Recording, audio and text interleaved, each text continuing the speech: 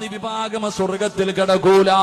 ആര് കടന്നാൽ, ആരൊക്കെ സ്വർഗത്തിൽ പോയാൽ മൂന്ന് വിഭാഗം ജനങ്ങളെ സ്വർഗത്തിൽ കടന്നു പോകില്ല. അതിലെ ഒരു വിഭാഗം ആരെന്നറിയുമോ?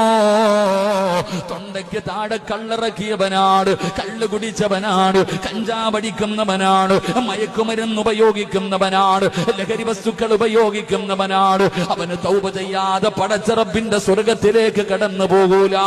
അതുകൊണ്ട് നിനക്ക് കള്ളു കുടിക്കാൻ പേടിയാണ്. പടച്ചവനെ പലിശ വാങ്ങാൻ, പലിശ കച്ചവടം നടത്താ, പലിശ വാങ്ങാ പലർക്കും പേടിയാ.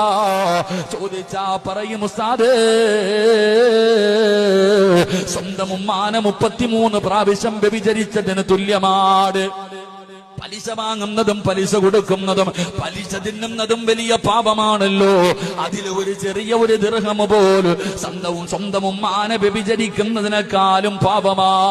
അങ്ങനെയുള്ള പാപങ്ങള് പടച്ചവനെ പള്ളിയിൽ നിന്ന് അല്ലാഹ് ഹയ്യ അലൽ സ്വലാഹ് ഹയ്യ അലൽ ഫലാഹ്, അല്ലാഹുവിന്റെ പള്ളിയിൽ നിന്ന് ബാങ്ക് വിളിച്ചു കഴിഞ്ഞാൽ നമസ്കരിക്കാ പോകുന്നവരുണ്ട്. കാരണം പടച്ചവനെ സ്വർഗത്തിന്റെ താക്കോലാണല്ലോ നമസ്കാരം.